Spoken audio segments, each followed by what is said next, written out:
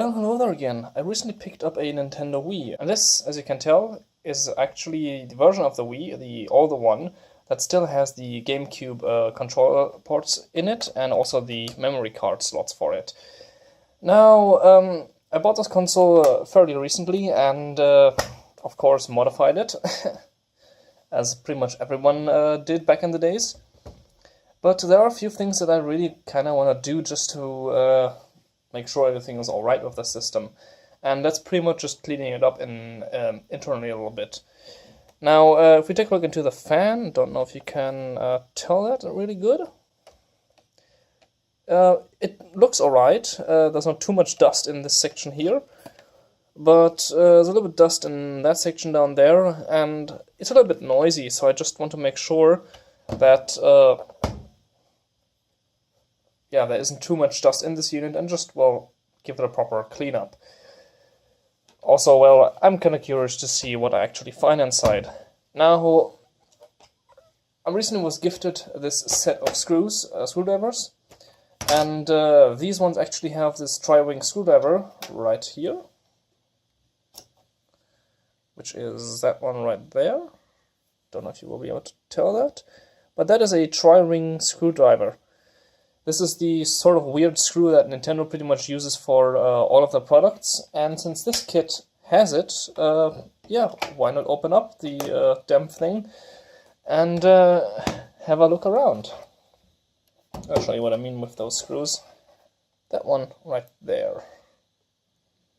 Now, if these screws are a little bit larger, you can actually use a flathead and you will get those out just fine, but you can very easily mess up the screw itself, and you won't be able to get it back in anymore, so it's probably recommended to just stick with buying the proper screwdriver for this application.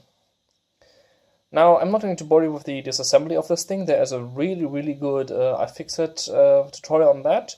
I will link that into the description. So yeah, let's open this thing up and have a look around. You can see I'm pretty far into the teardown. Now, I have forgotten a game in this thing. Thought I had removed it, but apparently I haven't. But that's not really an issue. Now, there were a few things that were a little bit different in my teardown personally, and that's pretty much just that this metal sheet was actually stuck to the Wii itself. It didn't came off with the cover. Now, it's supposed to come off with the cover, but I would just say that's just because the adhesive now failed after all those years. Since, well, it's not that of an old console, but still this thing is quite a few years old. Now, well, all that's left to do now is take off that tray, so I get access to the bottom, and then pretty much just start blowing off everything with compressed air. So far it actually looks good. There isn't too much dust in this, but yeah, this is just the top section. Everything else, while the fan is blowing all the air, is going to be below. Alright, and yeah, I have gotten the CD drive apart, and there are a few screws I still have to remove, but I'm also going to remove that game in here, since it's a little bit in the way, and you can already start to see that there are some areas right around here, which already you can see a bit amount of dust building up on there. So if your Wii at some point just decides to, well, not take in any more discs or eject them anymore, it's because this rubber belt back here has worn out. And to remove it, you can just simply move it by hand. That's the wrong direction.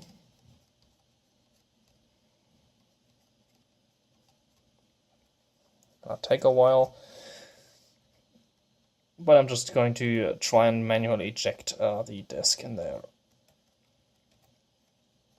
And the belt is pretty accessible, so if it ever tends to wear out, you can very easily swap it out in here. This one's actually still good, there's nothing wrong with this one.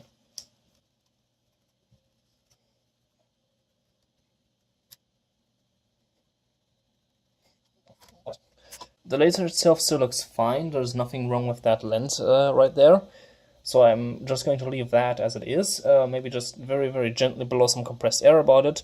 But definitely going to clean out the CD tray as well, since, as you can see, the dust is definitely present. It's nothing too bad, really, but yeah, that's maybe just something you want to look out for when you're disassembling one of these things.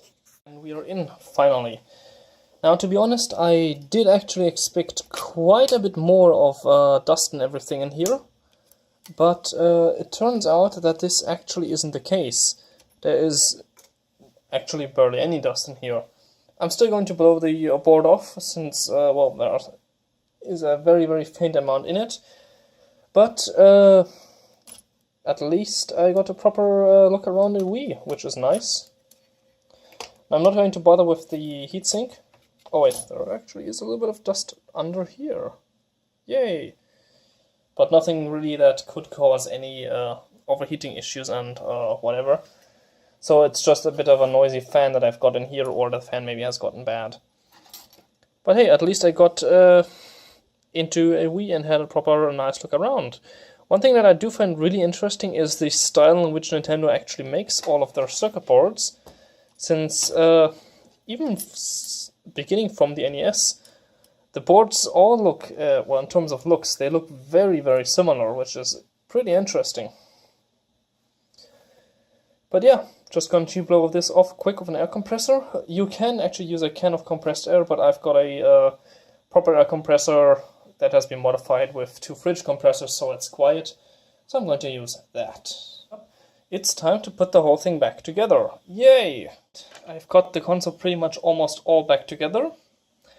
But I thought, hey, why not do a nice little slow motion of the disk drive loading? Because why not?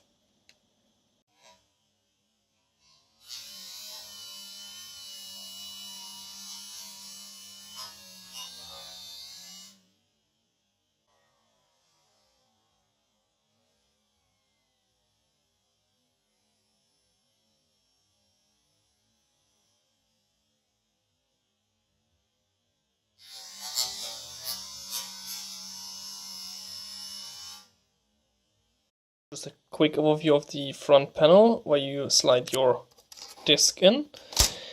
And yeah, if you want to customize the color of the disk drive here, which is by default blue, the LEDs are here and here with the fitting resistors. You would have to swap those out depending on what kind of color you're using.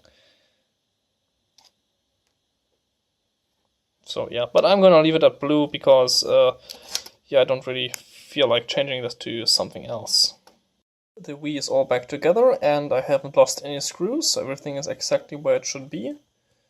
So now it's time to hook it back up to the TV and make sure everything works just fine, which I'm sure it will.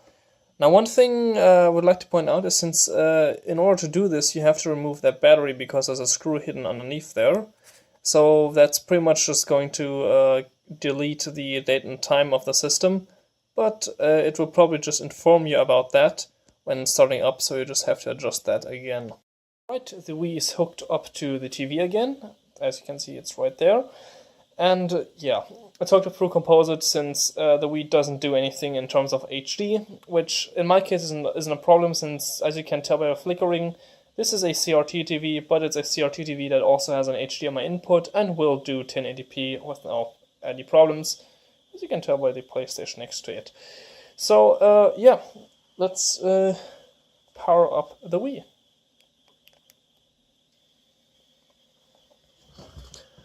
Now you can actually see the LEDs of the sensor bar that are up there, and this is how the Wii pretty much manages to know where the remote is and where you're pointing it at the screen. Oh, careful, prepare for ear rape.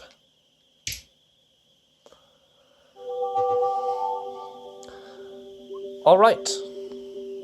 Come on, focus.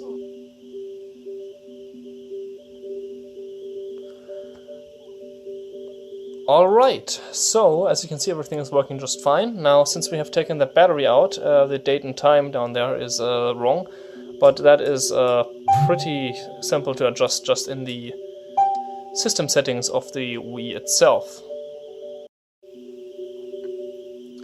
So well, even if this wasn't a huge fix, it was pretty interesting for me at least to have a proper look inside the Wii and see how it's built and what we actually find inside. And yeah, hope it was interesting, even though there wasn't that much to clean up. So, thank you for watching and goodbye.